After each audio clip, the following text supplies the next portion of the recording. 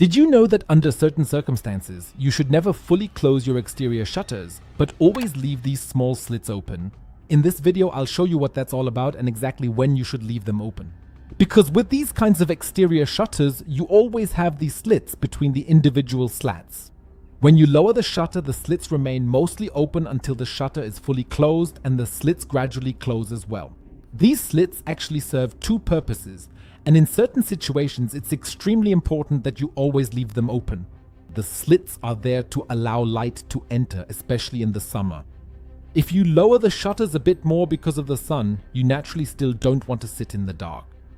And that's exactly what these slits are for, because they still let enough light into the apartment so you can see. They are also there to allow for air circulation. This means that air can be exchanged here. And that's especially important during the hot summer months, because you should really never keep the shutters completely closed in the middle of the day. Of course, when it's dark outside and late at night, then you can close them all the way to ensure total darkness, for example in your bedroom, but especially during the day.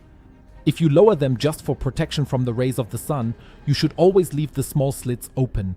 Because if you keep the shutters completely closed, and of course also your windows to prevent heat from coming in, you'll actually cause a buildup of heat in the small space between the shutter and the window, since the sun shines directly onto the shutters. And especially when temperatures are high, you should definitely leave the slits open so that air can circulate.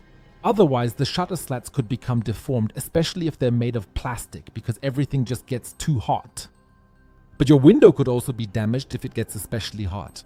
That's why you should always leave the slits open when you lower your shutters in the middle of the day during summer. And if you want to know how to make your apartment always smell incredibly good, then check out the video with the 10 absolute best tricks, which you can now see on the screen. Click on it directly and watch it.